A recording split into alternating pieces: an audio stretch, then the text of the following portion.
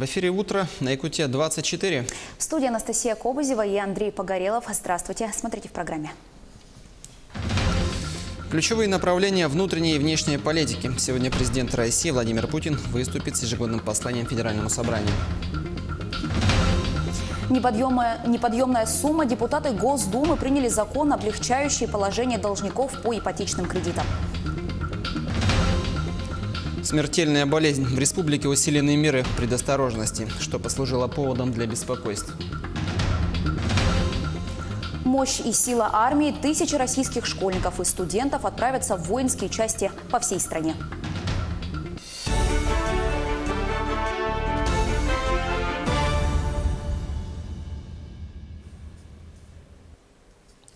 Сегодня президент России Владимир Путин выступит с посланием Федеральному собранию. Телеканалы «Якутия-24» и НВК «Саха» будут вести прямую трансляцию церемонии, которая начнется в 18 часов по якутскому времени.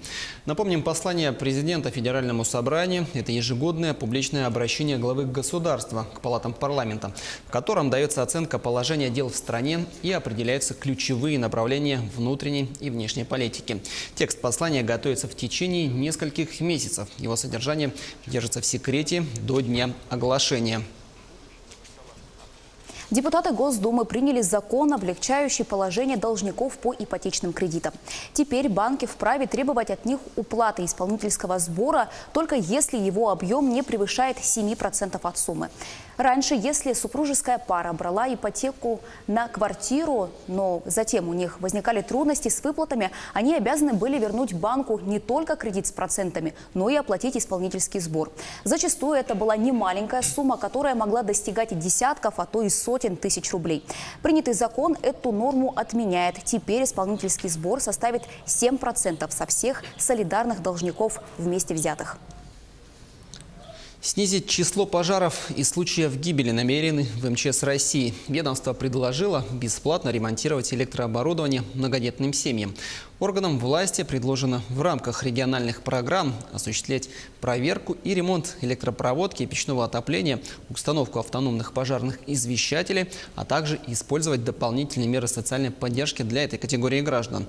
В министерстве пояснили, что, как показывает практика, люди гибнут не от огня, а от дыма в первые минуты пожара. В связи с этим в МЧС уверены, что предлагаемые меры, направленные на профилактику пожаров, дадут ощутимый результат. Скандинавская ходьба станет новым официальным видом спорта в России. Премьер-министр страны Дмитрий Медведев поручил включить северную или скандинавскую ходьбу в официальный реестр видов спорта. Минспорту России поручено проработать вопрос создания и сертификации трассы для занятий скандинавской ходьбой и включить соревнования по этому виду спорта в календарь спортивных мероприятий. Скандинавская ходьба – это вид физической активности с определенной методикой и техникой ходьбы при помощи специально разработанных палок. А далее расскажем о погоде в крупных городах Якутии. В Алдане -8 и пасмурно. Влажность 87%. Весь день будет идти снег. Скорость ветра сейчас 2 метра в секунду. Днем возможны порывы до 12. Весь день будет идти снег и в Ленске. Сейчас столбик термометра в городе опустился до -12 градусов. Днем -8, а к вечеру похолодает на 2 градуса. В Мирном сейчас -19 градусов и пасмурно. Ветер юго-западный дует со скоростью 1 метр в секунду. Днем в городе появится солнце, столбик термометра поднимется до -16. Вечером также пасмурно и -18. С каждым днем теплеет на юге Якутии. В Нерюнгри сейчас -12. Ветер южный 2 метра в секунду. А днем порывы могут достигать 8 метров в секунду. Вечером, по прогнозу синоптиков, в городе ожидается небольшой снег. Столица региона Якутске сейчас -27. Ветер дует с северо-востока со скоростью 3 метра в секунду. Снег в столице будет идти временами. Днем -22, а вечером до -25. Переходим к новостям экономики. Банк России намерен создать реестр компаний с повышенным риском участия в сомнительных операциях. В пресс-службе регулятора уточнили, что в настоящее время продолжается обсуждение проекта. Предполагается, что банки смогут консультироваться в ЦБ в целях проверки своих новых клиентов юрлиц на наличие различных факторов повышенного риска. В свою очередь, зампред Центробанка Василий Поздышев пояснил, что доступ к списку игроки финансового рынка получат к концу 2019-го, началу 2020 года. О других новостях экономики в нашей ежедневной рубрике.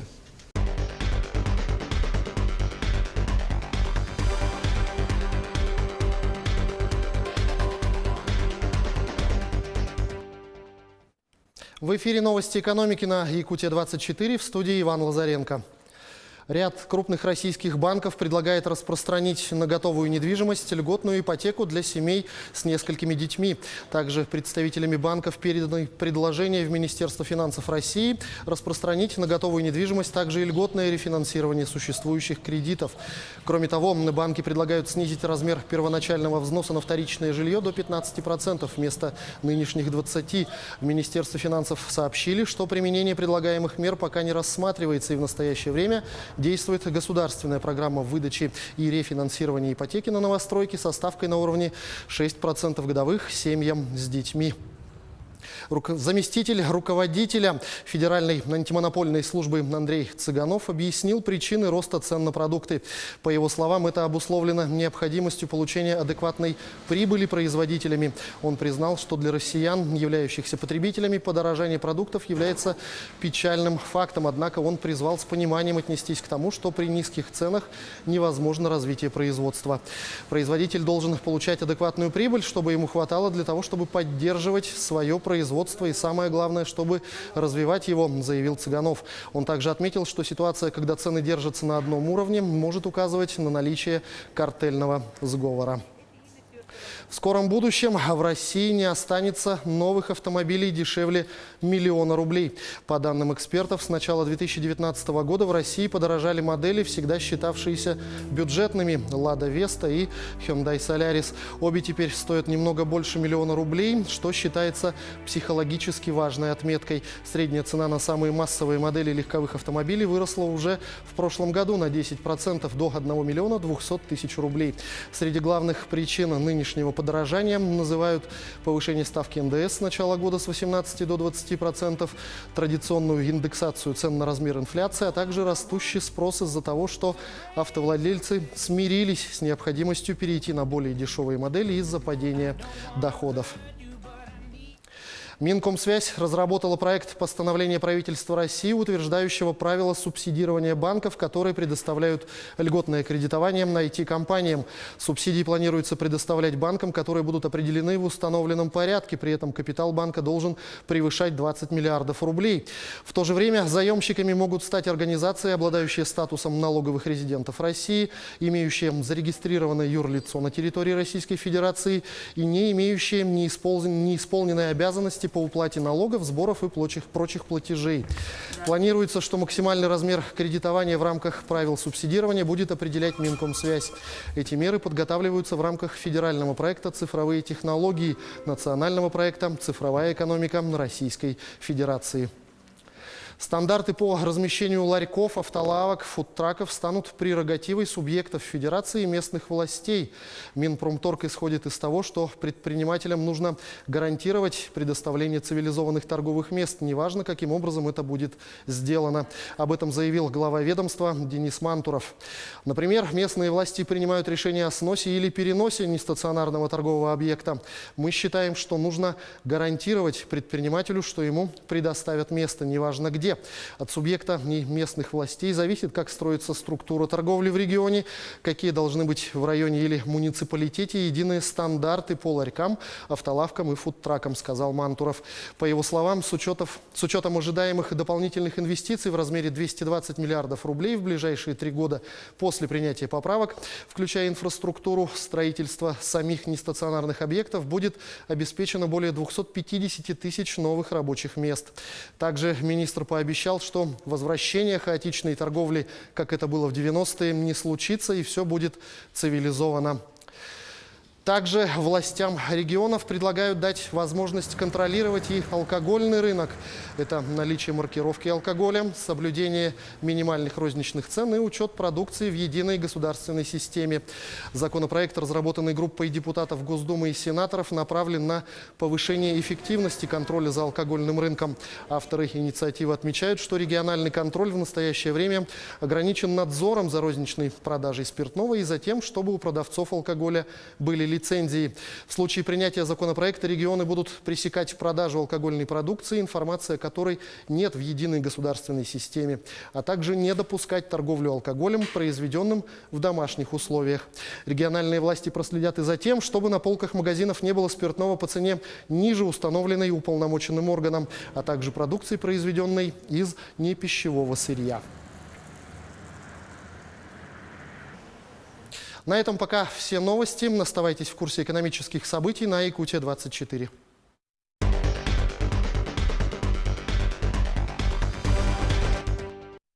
Реальные доходы россиян снизились на 1,3% в январе.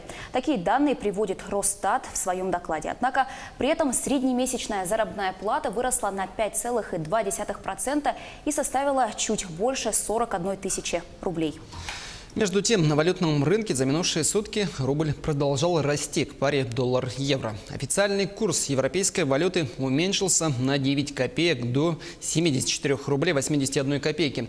Рубль по отношению к доллару укрепился еще на 4 копейки и составил 66 рублей 20 копеек. Американскую валюту, по данным сайта banki.ru, выгоднее всего в Якутске продает Азиатско-Тихоокеанский банк за 66 рублей 22 копейки. Купить дороже всего доллар готов Солидбанк за 65 рублей 98 копеек. Европейскую валюту сегодня в Якутске дешевле всего продает также Азиатско-Тихоокеанский банк за 74 рубля 99 копеек. А вот хорошую цену покупки за евро готов предложить Восточный банк. Это 74 рубля 50 копеек, сообщает сайт banki.ru. Переходим к новостям спорта. Мужская сборная России начала подготовку к решающим матчам квалификации чемпионата мира по баскетболу, который пройдет в этом году в Китае. 21 февраля команде Сергея Базаревича предстоит выездной матч против Болгарии, а уже 24-го наши в Перми примут финнов. Победа в последней встрече гарантирует России участие на мировом первенстве. Путевку в Китай может обеспечить и положительный результат в Болгарии, но только в случае поражения Финляндии от французов в параллельной игре. Добавим, что на предыдущий чемпионат мира россияне не отобрались. Пропуск второго первенства планеты подряд станет для отечественного баскетбола катастрофой. Особенно если учесть тот факт, что на предстоящем турнире будут разыгрываться путевки на Олимпиаду 2020 года. С другими событиями и результатами в мире спорта ознакомят наши коллеги.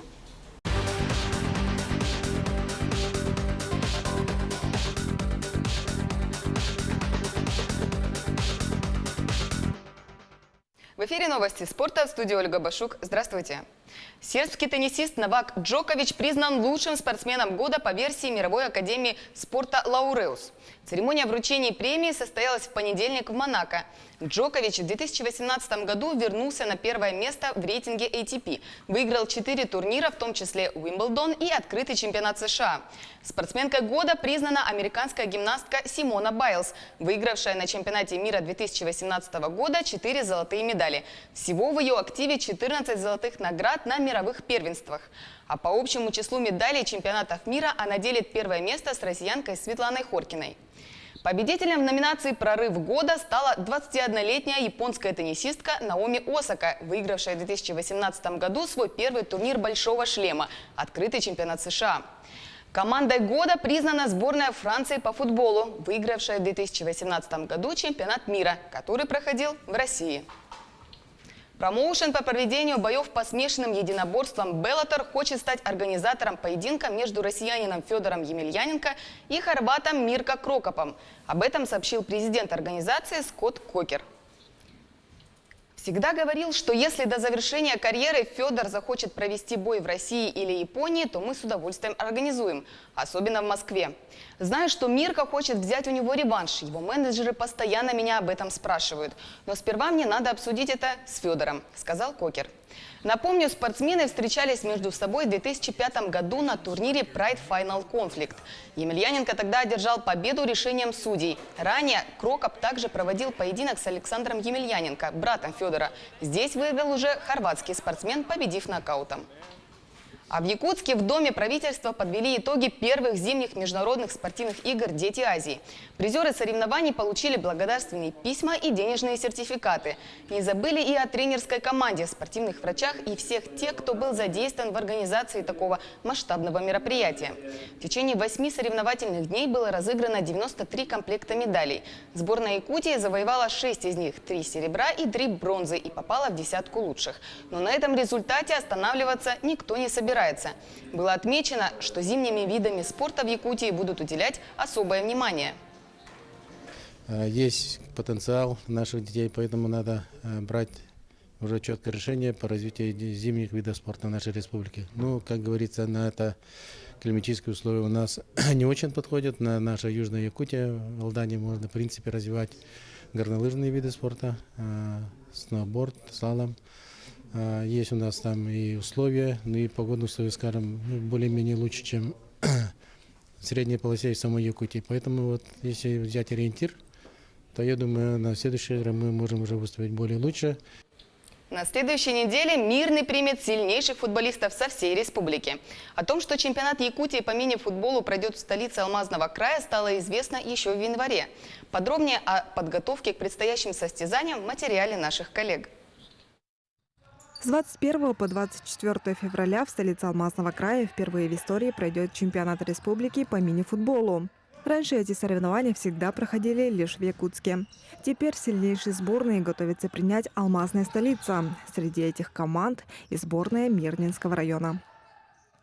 Мы начали готовиться чуть меньше, чем за месяц до чемпионата республики. Пока просматриваем кандидатов, которые планируются попасть в состав сборной. В общем, ведем планомерную подготовку. Основной состав сборной Мирнинского района для участия в чемпионате республики еще не определен. Окончательный список команды будет известен на следующей неделе. Чемпионат республики по мини-футболу пройдет в высшей лиге. Сюда попадают только самые сильные команды. Всего в этом списке 8 сборных. На прошлогоднем чемпионате команда Алмазного края заняла 3-е место. Анна Винокурова, Артур Голиков, телеканал «Алмазный край».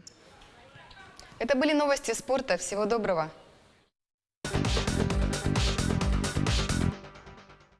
Сейчас время других новостей. Тревожный звонок. Воронежские спасатели оперативно и слаженно потушили пожар в 16-этажном здании. И как любители скандинавской ходьбы покоряют небывалые рекорды. Обо всем этом смотрите прямо сейчас.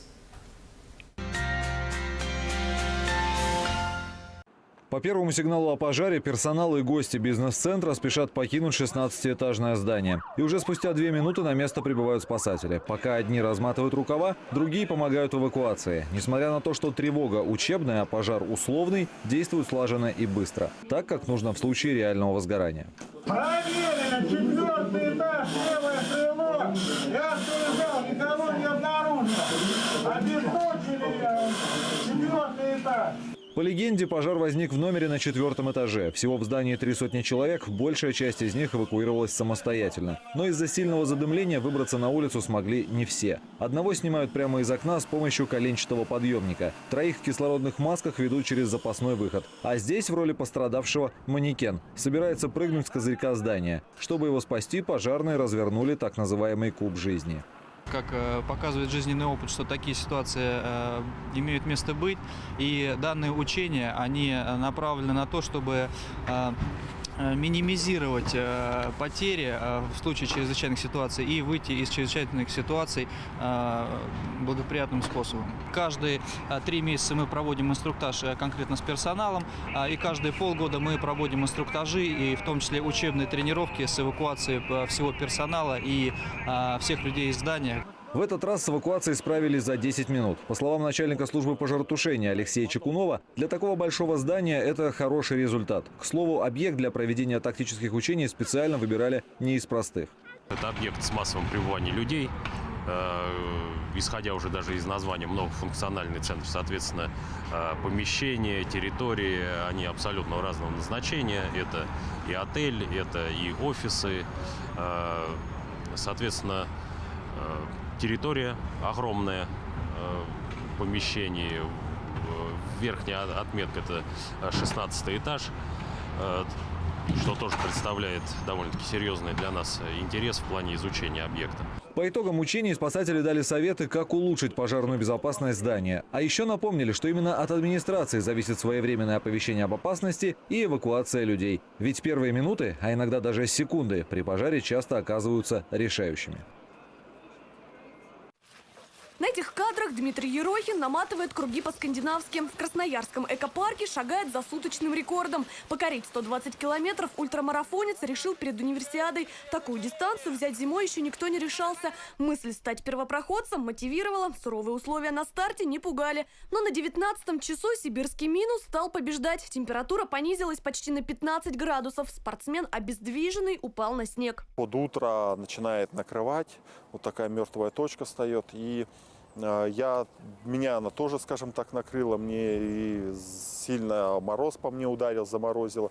И вот на час я лег, не мог там двигаться и шевелиться. Это был его первый старт северной ходьбой. Палки в руки взял только осенью. До этого установил 4 рекорда в экстремальном и приключенческом беге. 2 раза по Золотому кольцу России, в Калмыкии и Сахалине. Представляете, сколько впечатлений спрессовано в них, стран, городов, народов, людей. Встать помогли волонтеры, согревали горячим чаем, растирали ноги, надели тяжелые, но теплые вещи. Чтобы дошел до финиша, поддерживали другие ходоки. Между собой делили отрезки дистанции около сотни спортсменов. Дмитрий собрался, на кону национальный рекорд. Давай, в горку. Я когда шел, понял, что нужно хотя бы один круг пройти. То есть нужно пройти хотя бы один круг, хотя я настолько в разбитом состоянии был, просто уничтоженным, что я думал, что я вот сейчас пройду один круг и опять упаду. На финише встречают друзья, спортсмены и местные телеканалы. Тут Дмитрий еще не знает. Час на отогрев стал роковым, рекорд не побит. Ему не хватило всего 1,5 километра, но скандинавская ходьба стала официальным видом спорта. Потому в федерации его результат 118 километров 650 метров зачтут как рекорд по максимальному километражу за 24 часа в зимний период при определенных температурных условиях. Дмитрий попадет на страницы книги рекордов России, но этого ему мало. Рекорды тоже предстоят, в том числе на территории Московской области. Москвы буду пробовать ставить. В первую очередь побить свой рекорд по 24-часовой северной ходьбе, который я поставил в Красноярске при минус 35. Но я думаю, что при плюс 5, 10, 15 я должен быстрее пройти. И в ближайшее время это постараюсь сделать. В июле собирается пешком обойти Байкал, а это 2000 километров. Повторит опыт иркутских спортсменов, но на 23 дня быстрее. Это будет его 2-я попытка. Первый раз на трассе поймал энцефалитного клеща. Если все пойдет по плану, то Дмитрий побьет рекорд, который недостижим уже 27 лет. Ксения Степанова, Кристина Зайцева, Новости 360.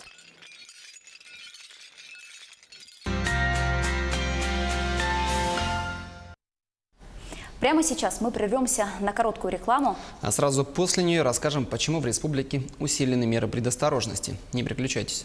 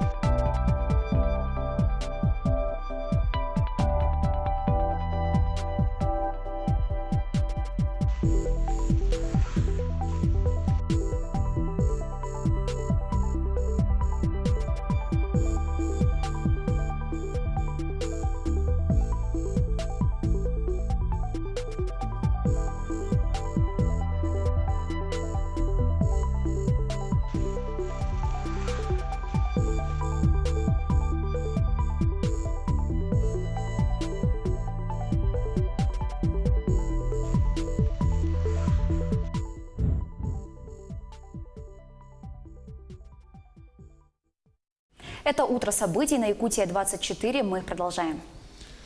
На всех гранд-постах республики усилены меры предосторожности из-за того, что на территории Бурятии выявлена партия монгольской колбасы, зараженная африканской свиной чумой. Сейчас ограничен ввоз на экспорт из Монголии в Россию продукции свиноводства, животных и кормов.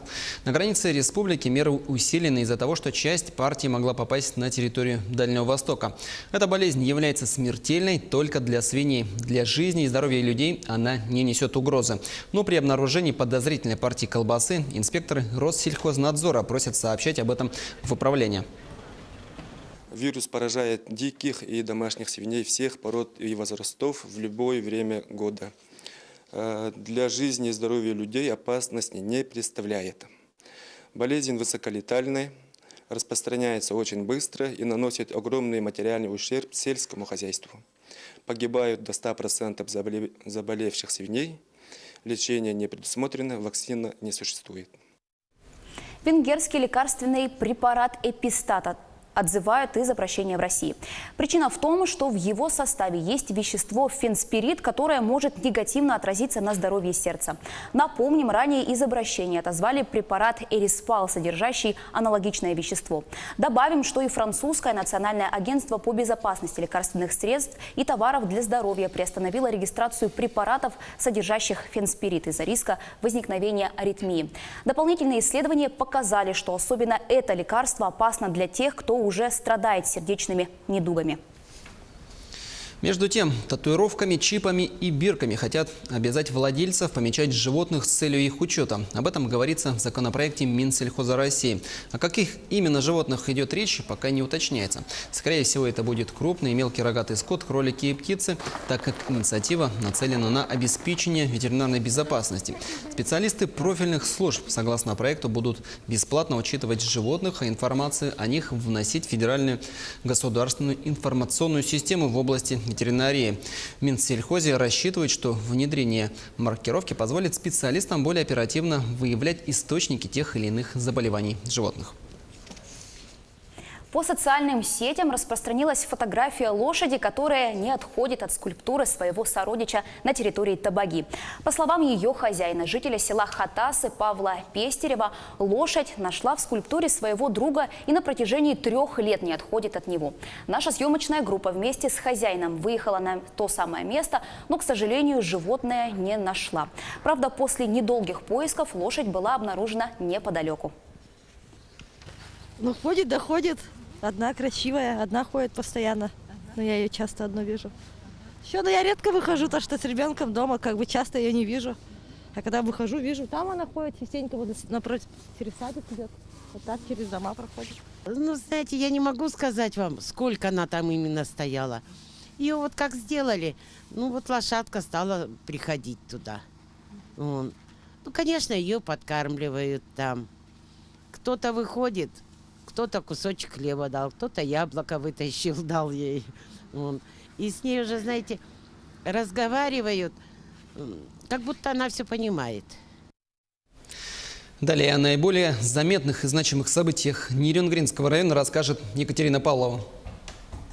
Доброе утро! Сегодня наши корреспонденты приглашены на пресс-конференцию с участием заместителя управляющего отделением Пенсионного фонда России по Республике Саха-Якутия Унарова Марка Николаевича. На мероприятии участники обсудят вопросы пенсионного и социального обеспечения.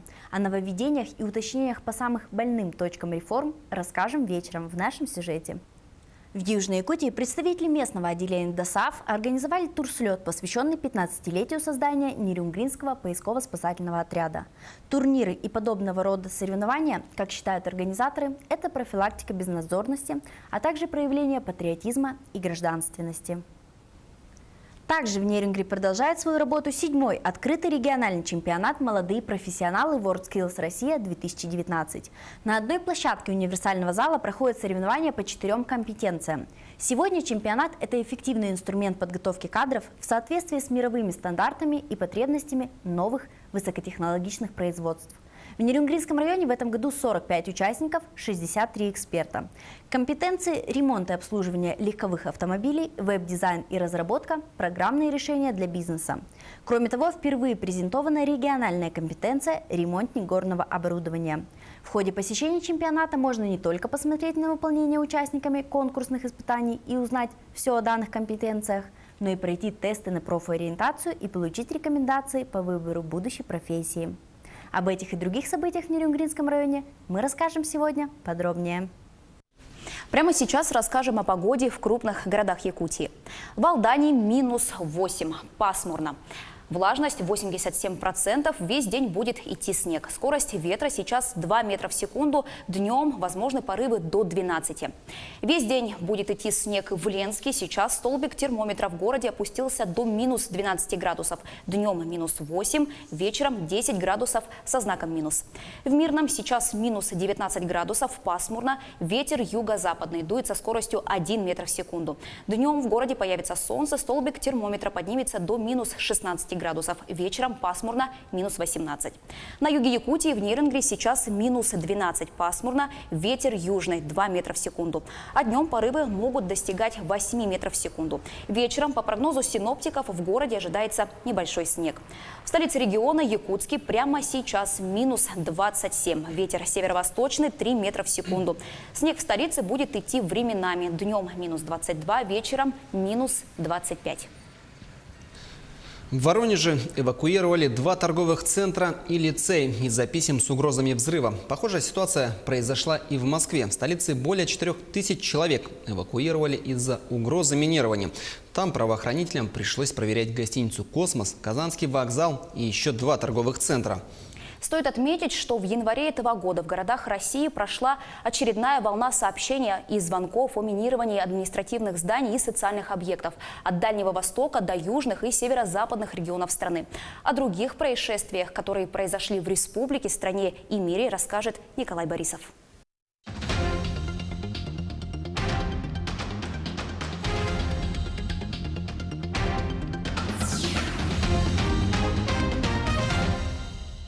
Здравствуйте, в студии Николай Борисов и обзор чрезвычайных происшествий. Сотрудники комиссии по делам несовершеннолетних проводят проверку по факту драки в одной из школ столицы республики. На видео видно, как толпа учеников нападает на школьника, который отбивается как может, нисколько не смущаясь численного преимущества оппонентов. Вначале драка идет на лестнице, на мальчика накидываются несколько человек. Отбиваясь, он уходит на другой этаж, затем побоище продолжается в раздевалке. Дети расходятся после вмешательства взрослых. К счастью, никто не пострадал, проводится проверка с участием родителей и администрации школы. Видео предоставлено нашими друзьями из паблика «Дикий». В Мирнинском районе раскрыта кража. 50 тысяч рублей украли с банковской карты. Сотрудниками уголовного розыска установлено, что в день происшествия потерпевшие и подозреваемые распивали алкогольные напитки в квартире своего общего знакомого. Когда спиртное закончилось, потерпевшая отправила подозреваемую в магазин за добавкой, отдав свою карту с пин-кодом. Первый раз женщина приобрела алкогольные напитки, расплатившись картой заявительницы, и вернула ее обратно. Однако чуть позже у нее возник преступный умысел на совершение кражи.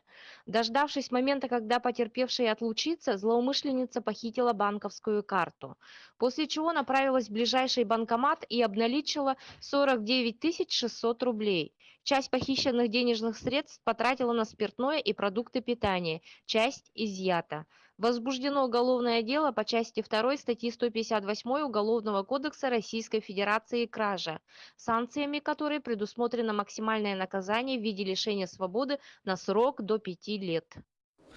А в Ленске возбуждено уголовное дело по статье «Грабеж». В полицию обратился работник одного из предприятий и рассказал, что коллега отобрал у него сотовый телефон стоимостью 6 тысяч рублей. Выяснилось, что мужчины приехали в Якутию на заработки. Они приобретали продукты в долг до зарплаты. В один из дней подозреваемый выплатил вместе со своим долгом долг товарища. Все было бы хорошо, однако товарищ после столь широкого жеста отобрал телефон у потерпевшего и сбыл его за 2000 рублей.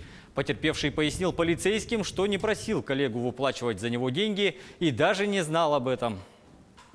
Природоохранная прокуратура выявила сразу у нескольких муниципальных образований республики нарушения в водном законодательстве.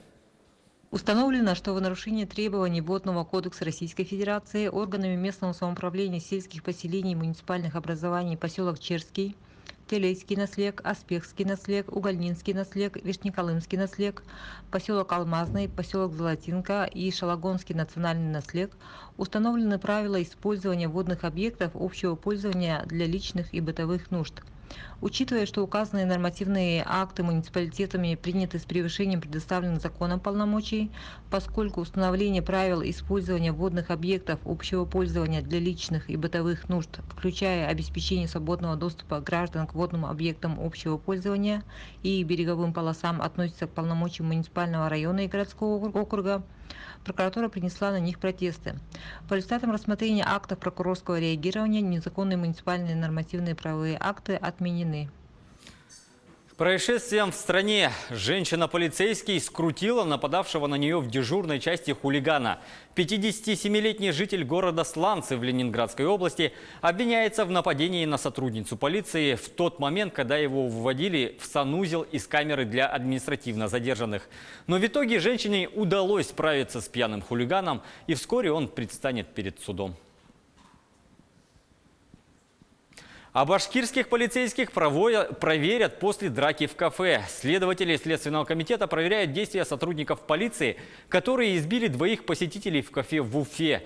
Полицейские находились не при исполнении служебных обязанностей. Опрашиваются очевидцы и участники конфликта. Назначены судебно-медицинские экспертизы. В международной повестке 16 американских штатов, где у власти находятся демократы, намерены оспорить решение президента Дональда Трампа о введении чрезвычайного положения на границе с Мексикой. Рассказывает Алена Островская. Калифорния и еще 15 американских штатов подали в суд на президента США. Они намерены оспорить решение Дональда Трампа о введении чрезвычайного положения на южной границе страны. Иск от властей демократических штатов направлен в один из окружных судов Калифорнии в понедельник, когда в стране отмечали президентский день. Впрочем, для многих национальный праздник стал поводом выйти на улицы и высказать свое мнение по отношению к действующему главе государства. Протесты против Трампа и введения чрезвычайного положения проходили в Вашингтоне, Чикаго, Майами, Филадельфии и десятках других американских городов. В пятницу Трамп подписал указ, который позволит ему задействовать для строительства стены на границе с Мексикой средства, выделенные Конгрессом на другие нужды. Таким образом, президент решил обойти отказ Нижней палаты дать ему 5 миллиардов 700 миллионов долларов на выполнение главного предвыборного обещания. Ранее споры по вопросу финансирования стены привели к самой долгой остановке работы правительства в истории США. Демократы называют использование чрезвычайного положения для траты средств в обход Конгресса нарушением Конституции. Такого же мнения придерживаются владельцы земель, на которых должна возводиться стена, и экологи. Они первыми подали иск против Трампа. На этом пока все. Берегите себя.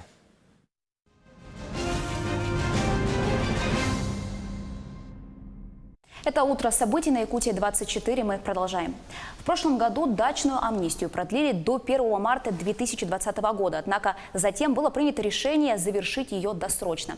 О нюансах нового порядка оформления в собственность загородной недвижимости и о том, как изменилась процедура регистрации, мы сегодня поговорим с гостем студии, начальником отдела обработки документов и обеспечения регистрационных действий Кадастровой палаты Якутии Натальей Трофимовой.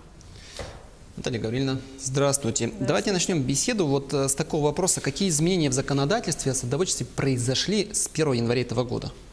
27 июля 2017 года был подписан новый федеральный закон за номером 217 о введении гражданами садоводства и огородничества для собственных нужд. Этот закон вступил в силу у нас с 1 января 2019 года. Очень важный момент, который я бы отметила и которого ждут многие дачники и садоводы, это то, что на своих садовых участках они уже могут построить жилые дома. До прошлого года разрешено было строить жилые дома только на дачных участках, а на садовых участках было возможно строить только жилые строения для сезонного проживания.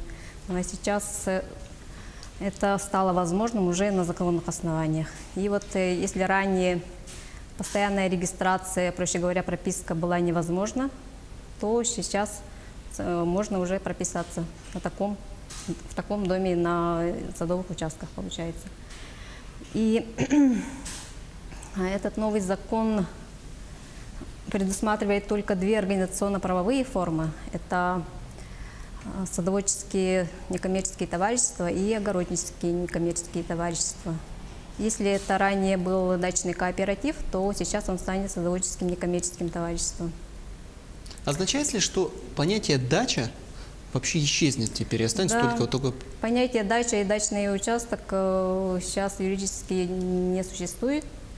На сегодняшний день существует только два вида земельных участков – это садовые и огородные.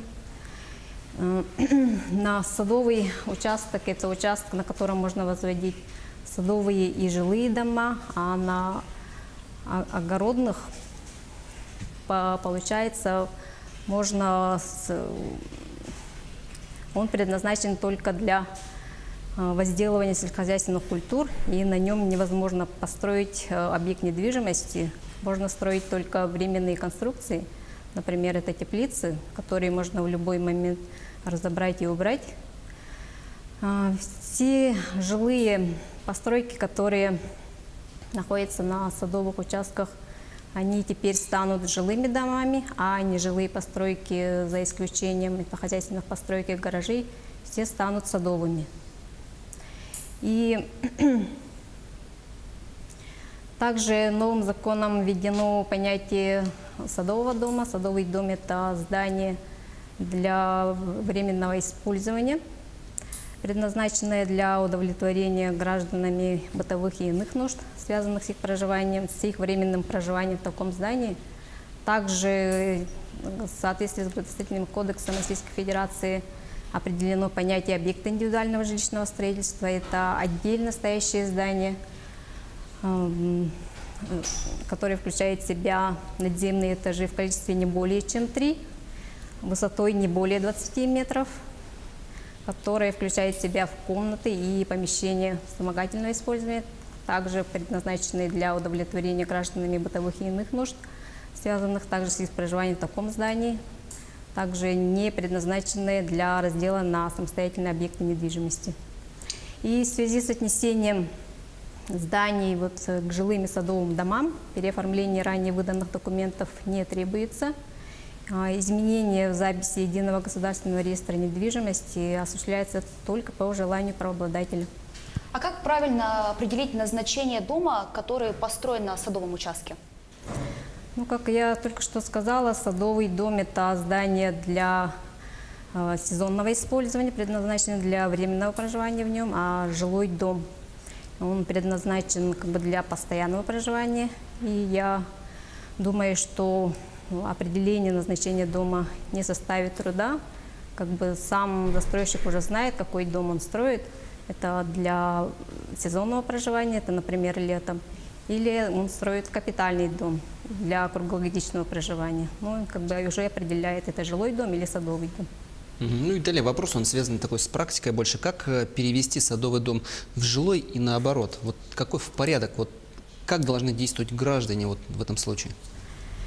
В целях признания садового дома жилым и наоборот, собственник этого дома обращается в орган местного самоуправления с соответствующим заявлением, с приложением правоустанавливающих документов на этот садовый или жилой дом. Плюс он прилагает проект реконструкции этого садового дома, и уполномоченный орган рассматривает эти документы в течение 45 календарных дней. И на основании этого решения он выносит решение или о переводе садового дома в жилой дом, или наоборот, жилого дома в садовый, либо он выносит мотивированное решение об отказе. А что делать, если дом построен с нарушениями? С нарушениями. Именно жилой дом, да, получается. В этом случае, что грозит, получается, им? Есть в законодательстве свои градостроительные нормы и правила. В этом случае ему не выдается уведомление, получается, о соответствии. А у нас уведомление сейчас имеет 7 форм всего.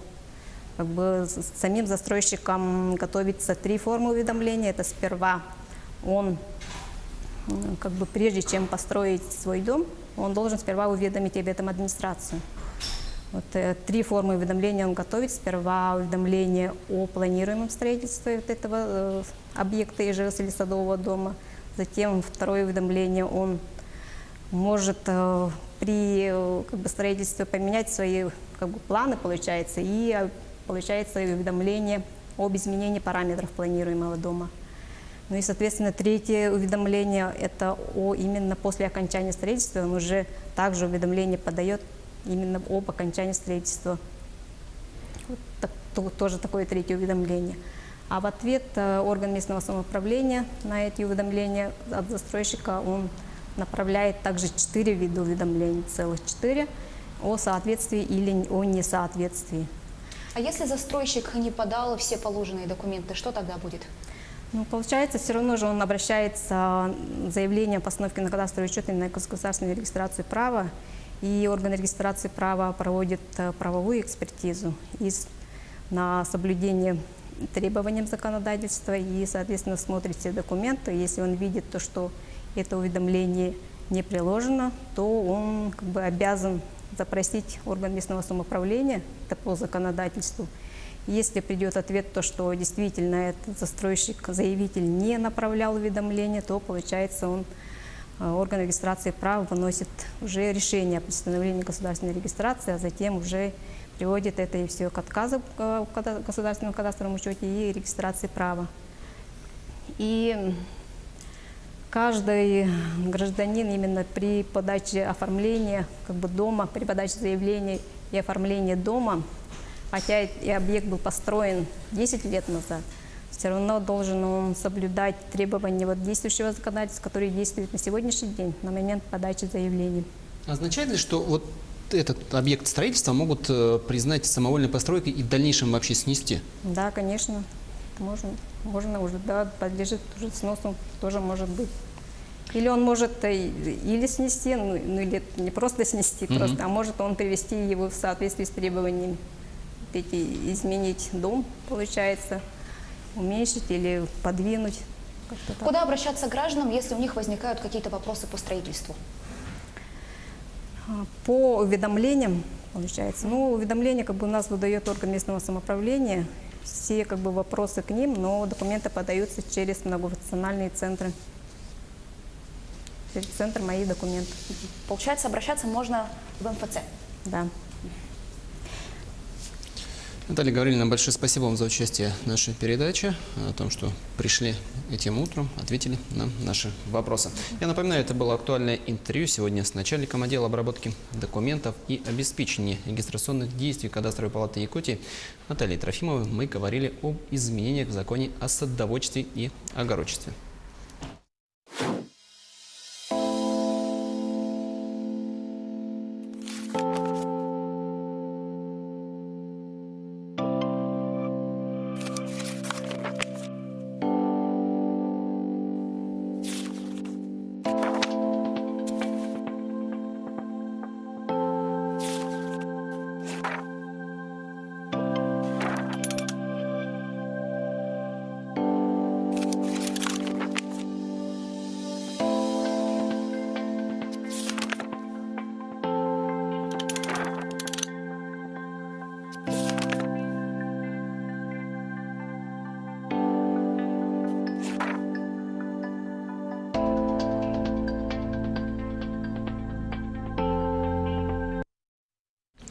Тысячи российских школьников и студентов посетят воинские части по всей стране. Акцию «В армию на денек» приурочили к празднованию Дня защитника Отечества. По словам организаторов, молодежи Общероссийского народного фронта, акция призвана подчеркнуть значимость, мощь и силу российской армии, а также показать, как она воспитывает патриотов своей страны. Ребятам предстоит окунуться в атмосферу службы и прожить один день по установленному в армии распорядку. В акции примут участие более 60 воинских частей. Отметим, что мероприятие проходит в России уже во второй раз. В прошлом году акция вызвала настоящий ажиотаж. В ней участвовали молодые люди из 59 регионов страны. В Якутске выступят звезды Ла Скала. Солисты знаменитого итальянского театра откроют российские гастроли с театра оперы и балета в Якутске. Концерт состоится 4 апреля. В программе концерта прозвучат произведения, которые по праву считаются золотым фондом мировой классики. Это сольные партии, дуэты из опер Джузеппе Верди, Риголетто, Жоржа Бизе, Кармен, Петра Чайковского, Евгения Онегин и знаменитые песни из итальянского репертуара. Выступать солисты Ла Скала будут в сопровождении Якутского симфонического оркестра театра оперы и балета. Старинный паровоз вновь на ходу. В Тверской области на маршруте Балагоя-Полоцк курсирует поезд на угле. Все благодаря стараниям местного энтузиаста, рассказывает Никита Конев. Настоящий паровоз для 21 века – зрелище необычное. Большинство из нас видело их разве что на картинках, в музеях да на пьедесталах в качестве памятников. А вот для жителей Балагова, а заодно станций, лежащих вдоль железной дороги до Полоцка, поезд на угле – повседневная реальность. Локомотив вновь вышел на пути прошлой осенью, став первым регулярным паровозом с 1976 года. Все благодаря усилиям одного из местных энтузиастов, Андрея Вульфова. Он убедил РЖД пустить паровоз на маршрут. Для старичка специально выбрали ветку, где его неспешность, а он разгоняется максимум до 60 км в час, не помешает расписанию. Вульфов уверен, подобные локомотивы должны считаться национальным достоянием. Паровоз – это величайшая историческая память России. Я сравнил бы паровоз с царь-колоколом, с царь-пушкой по их значению. И это тот элемент истории, который обязательно должен оставаться живым, как колокольный звон, как кузнечный промысел, как гончарный промысел. Это то, что уйти не должно и не может, потому что слишком уж большая за этим стоит память, слишком большая взаимосвязь с судьбами, с жизнью людей, с историей страны. Локомотив нравится и машинистам. Работать на нем, конечно, тяжелее, чем на привычной электричке, зато у паровоза словно душа есть. Живая машина.